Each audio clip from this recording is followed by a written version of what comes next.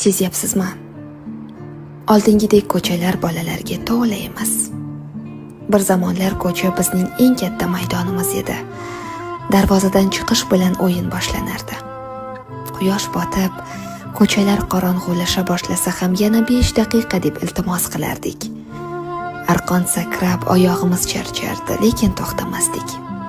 Rezinka o'ynab sakrashni bilmagan qiz kam edi. Yutqazganlar kulib turib jarima bajarardi. O'g'il bolalar esa to'p tepib bir oynani sindirsa ham ertasi kuni yana o'sha joyga qaytardi. Yoz kunlari muzqaymoqning qog'ozini yalab, qish kunlari esa qo'lqopsiz qorbo'ron o'ynardik. Qo'llarimiz muzlab qolsa ham uyga kirgimiz kelmasdi. Qor odam yasab unga ism qo'yardik, go'yo u ham bizning o'yinimizning bir qismi edi. Bugun esa ko'chalar jim. Derazalar ortida bolalar bor.